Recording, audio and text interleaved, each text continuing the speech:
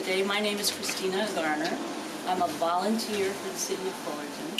This is the series of Walking Tours designed by Aimee Aul, a city educator, to give us a feel for what the city used to look like in the old and in the past.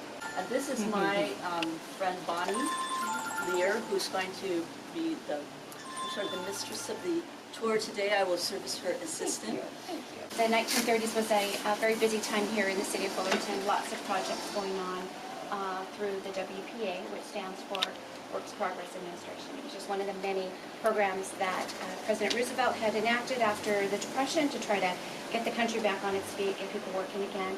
So we're going to see things that were built by craftsmen, architecture, and also artists, because it was his feeling that artists should eat too.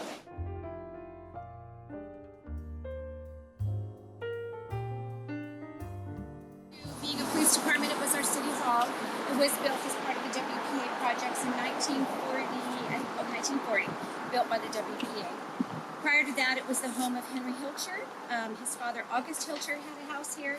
Hilcher Park and Hilcher Trail are named after August Hilcher, not Henry Hilcher. He wanted them to be named after his dad. So the architecture here is very kind of a concrete, solid style. The architecture of the time was to instill a sense of security, a sense of stability. After what the country had just come through, they were looking to just boost the spirits.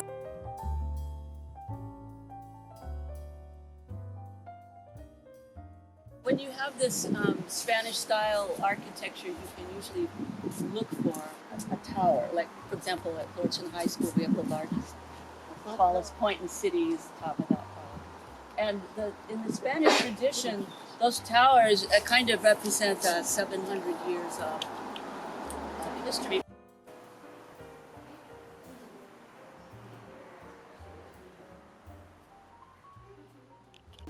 So basically, it's showing all this agricultural past, but now we're at the industrial future.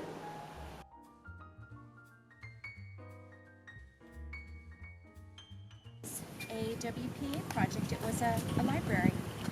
Prior to that, it was still a library. It was a Carnegie had given the city a grant to build its first library. And then there was some damage in the city. There was an earthquake. You may have heard about it. Long Beach earthquake in 1933. It damaged some buildings here, and that Carnegie Library was damaged. So it was on the list of, we got a WPA project to give the city a new library. And that is what we see here. The walls are very thick like that. It had original oak built-in bookcases. They still do have the bookcases. So if it ever needed to be turned back into a library, we could. We have the bookshelves right now. So of course it is our museum. There's a tower. What is it? A tower? Yeah, it's that little crowning dome, a cupola, is up there. A little different than the pillar that's the tower, but those are featured all around this area too. The architect Harry K. Bond designed this and several other projects in the city, including the museum center. Evidently the same architect did both. It was constructed for $56,000, and it was constructed in less than 7 months. The facility was dedicated on November 1st, 1938, and it still has been in continuous use as a post office since then. So this was these light fixtures right here were actually stolen. 1998, September 28th or 29th overnight, some vandals came in and cut the bolts of these lamps and walked off with them.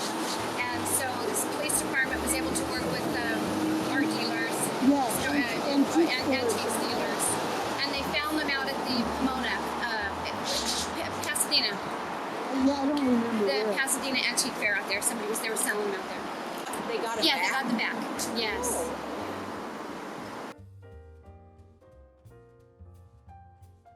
An artist contracted during the WPA to do a mural for us.